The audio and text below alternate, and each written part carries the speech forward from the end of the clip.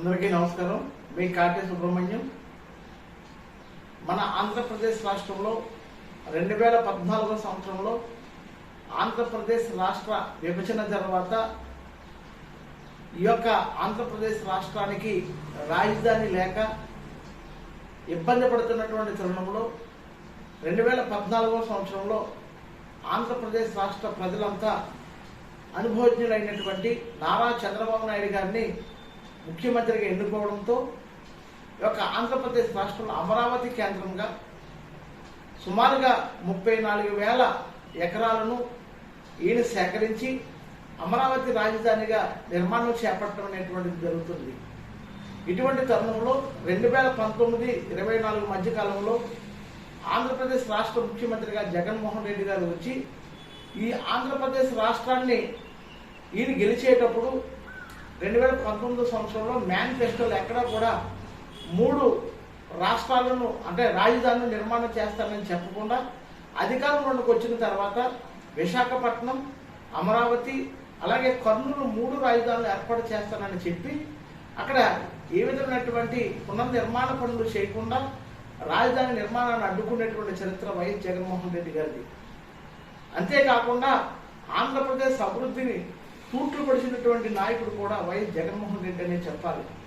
అటువంటి తరుణంలో ఆంధ్రప్రదేశ్ రాష్ట్ర ప్రజలందరూ కూడా విసుగు చెంది ఆయన్ని ఓడించి 2024 సంవత్సరంలో తిరిగి మరి కూటమి ప్రభుత్వాన్ని అధికారంలో తీసుకొచ్చిన తర్వాత నారా చంద్రబాబు నాయుడు గారు తిరిగి మళ్ళా ఆంధ్రప్రదేశ్ రాష్ట్రంలో అమరావతి పునర్నిర్మాణాన్ని చేపట్టడం అనేటువంటి జరిగింది. ఇక్కడ సేకరించినటువంటి స్థలంలో అనేకమైనటువంటి కంపెనీలను తీసుకుని వచ్చి ఈ ఆంధ్రప్రదేశ్ రాష్ట్ర యువత అందరికి కూడా ఉద్యోగ అవకాశాలు కల్పించాలన్నటువంటి కృతనిశ్చయంతో పనిచేసినటువంటి తరుణంలో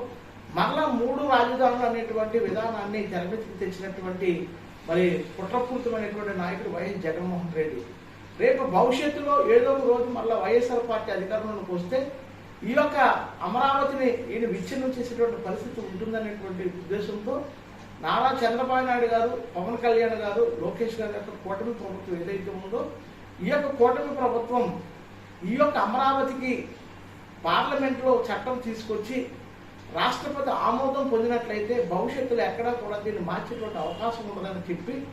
మన ఆంధ్రప్రదేశ్ రాష్ట్రంలో ఏకగ్రీవంగా దీన్ని తీర్మానం చేసి తిరిగి మన పార్లమెంట్కి చట్టాన్ని పంపించడం జరిగింది. పార్లమెంట్లో కూడా ఈ చట్టము సుమారుగా 11 పార్టీలు ఉంటే ఈ 10 పార్టీలు ఏకగ్రీవంగా అమరావతి పునర్నిర్మాణానికి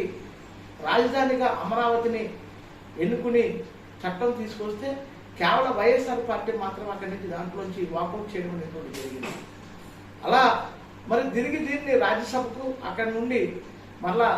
రాష్ట్రపతి గారికి ఈ బిల్లును పంపించడం జరిగింది. ఇటువంటి తరుణంలో